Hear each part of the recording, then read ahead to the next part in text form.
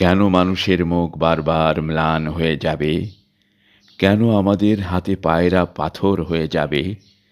মুখের ভেতর কেন অমাবস্যা উড়না জাল বুনে যাবে ক্রমাগত? যোত্রীবেশে শত শত কঙ্কাল সওয়ার হয়ে আসে কেন রাতের ভৌতিক ঘোড়ায়? কেন আমাদের এত মৃত্যু দেখে যেতে হবে অসহায় ভঙ্গিমায়? অবেলায় একটি বিপুল উল্টে যাওয়া দোয়াতের কালির ধরনে রক্তধারা বয়ে যায়। রক্ত ভেজা চুলে শব্দহীন গঙানি, চোয়ালে মেরুদণ্ডে দুটি চোখে, হাড়ের ভেতরে শ্মশানের ধোঁয়াবিষ্ট হাওয়ার মতোই কিছু বয়ে যায়, বয়ে যেতে থাকে। যে হাত মুছিয়ে দিত তার চিরদক্ষিণী মায়ের চোখ থেকে জলধারা, সেই হাত কেমন নিঃসার, শূন্য আজ।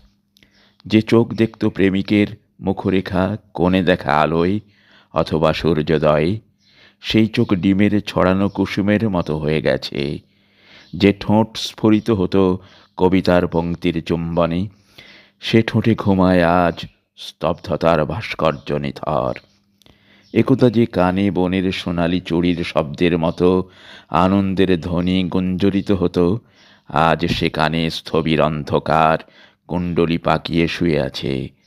কফিনের আলোড়নে পাখিদের সঙ্গীত পেরেকবিদ্ধ হয়।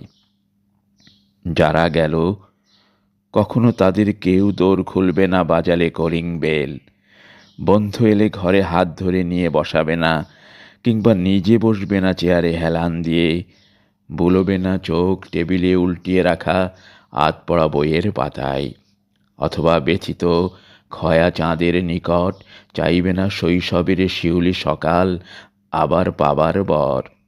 সিঁড়ি ভেঙে ওঠার সময় ভাববে না কাকে তার বড় প্রয়োজন ছিল।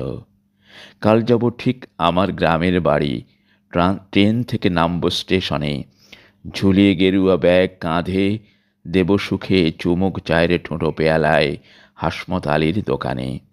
এই শব্দাবলী জমাট রক্তের মতো লেগে থাকে শূন্যতার গালে।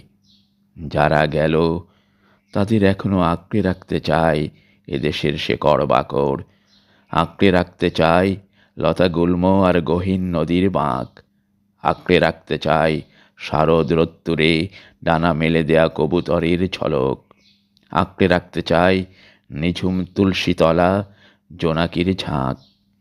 এদেশের প্রতিটি গোলাপ আজ ভীষণ মলিন, প্রতিটি সবুজ গাছ যেন অর্ধনমিত পতাকা। আমাদের বর্ণমালা হয়ে গেছে শোকের অক্ষর। আমার প্রতিটি শব্দ কবরের ঘাসের ভেতরে হাওয়ার শীতল দীর্ঘশ্বাস।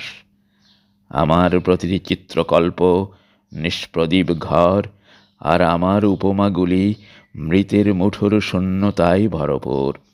আমার কবিতা আজ তুমুল বৃষ্টিতে অন্ধ পাখির বিলাপ।